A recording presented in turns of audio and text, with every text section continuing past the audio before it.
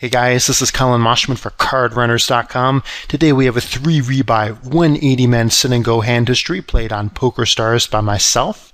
First thing in these games is whether or not to take the rebuy, and chips do decline in value. That's the fundamental result of ICM, which is an argument against it.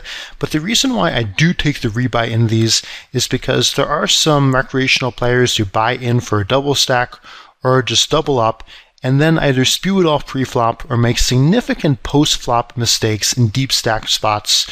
So that's the reason why I always take the rebuy in these games. So the general strategy that I would recommend is to primarily play tag and allow players to spew off their stack to you. King 10 off I fold here, which is kind of a weak fold. I would normally defend here facing min raise, but in this particular hand did make a tight fold. And there are, however, some good opportunities to come in with light raises, light calls, when you're able to play in position against very weak opponents. Give an example then in a moment. 10-9 suited is definitely going to be an open on the button. Big blind calls, and we should definitely bet here. Bet if half pot is going to get him to fold a lot of better high card hands. So a hand like Queen Jack without a flush draw or King 9 are usually just going to fold facing the C, but we're getting a nice price on this bluff. So a definite decision to c-bet there. So for example, if you have a hand like 6-5 suited, you're facing a 3x raise and several calls, and you might just fold in a 9-man. It's often going to be a call in the big blind in a 3 rebuy because of the fact that the stacks are deeper and a lot of players are going to be making very significant mistakes post-flop. So if everyone folds to us, I'll call here with a range of about 10s, ace-king, ace-queen suited before the button came in as well. And stats are going to be crucial. So obviously if this guy's playing every hand, we're going to call much wider than that. And even if you have up a lot of tables, another thing if the stats don't tell you much is to pull up on the upper left in PokerStars, the replayer window, and see if he's shown down a lot of pots recently.